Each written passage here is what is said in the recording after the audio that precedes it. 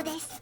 今回の動画は前回の続きです。ということで苦しい FRP の研磨作業が始まりました。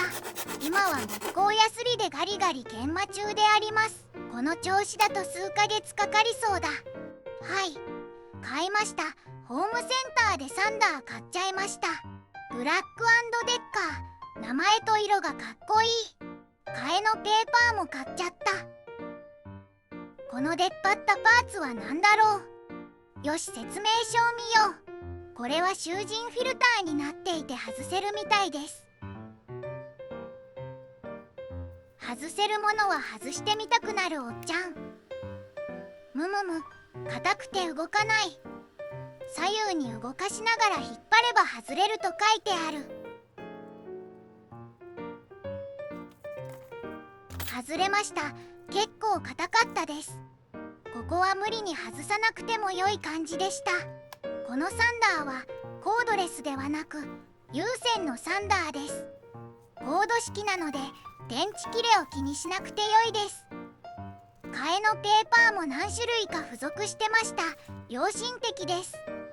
なんだかよくわからないペーパーもありますが、まずは80番のペーパーをつけて試運転してみます。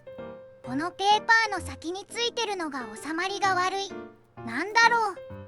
裏側はマジックテープになってますが、本体に固定する箇所がないです。ミシン目みたいな折り目がありますが、困った時は説明書です。どれどれ、ちぎれと書いてあります。先端用の替えのペーパーみたいですね。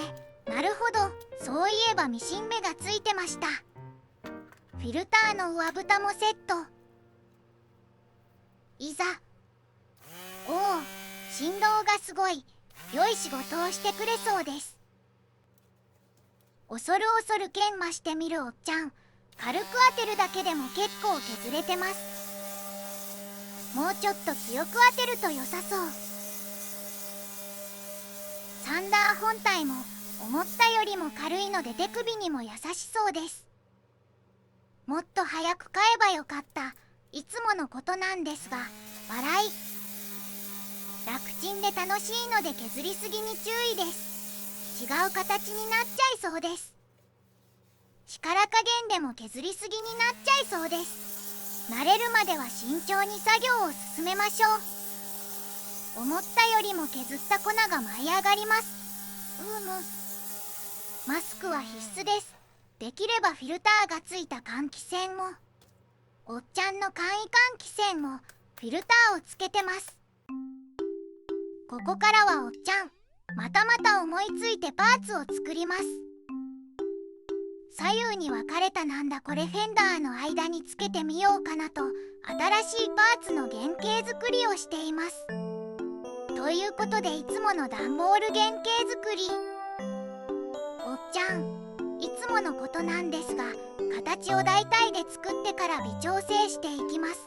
頭の中でできた形を具現化してる感じです。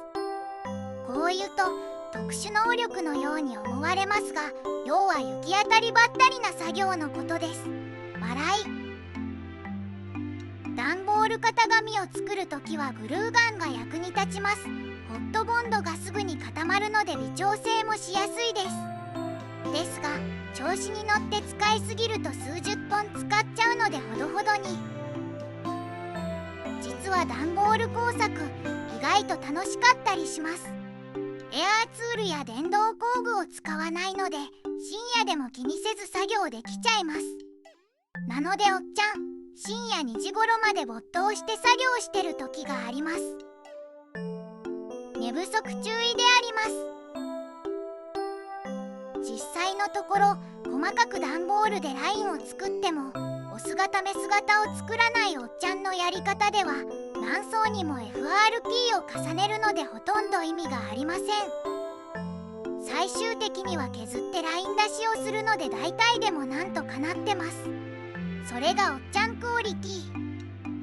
でも最近はフロントスクリーンの歪みが気になってもう一回作り直してみようかなとも思ったり。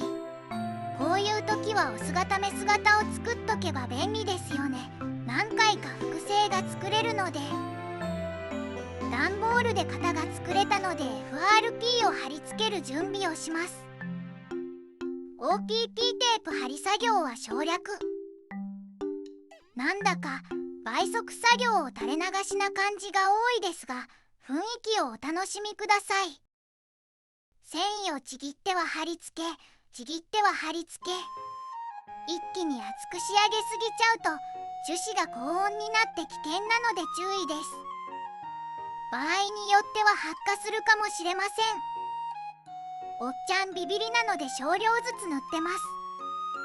そして樹脂が余っちゃった時は違うパーツの修正に使ったりします。こうやって無駄にならないように2段構えで FRP の施工をします。樹脂もガラス繊維も値上がりしちゃったので、少しでも無駄を省く努力をしてます。それでもたっぷり垂れて流れちゃうので悲しい。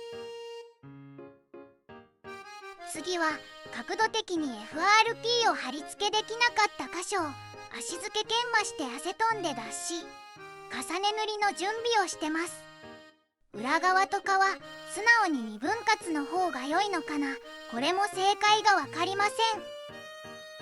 こういう小さなパーツに FRP を施工するときは気分が楽です。慌てなくて済むから笑い。体感だいたい5分以内に樹脂を塗らないとどんどん樹脂が固まってくるので、広い面積だと慌てちゃうのです。慌てると失敗する確率もアップですので、 FRP 作業はあらかじめイメージをしてから樹脂やガラス繊維を貼り付けるとうまくいってます。おっちゃん団ということで、今回の作業動画はここまで。ご視聴ありがとうございました。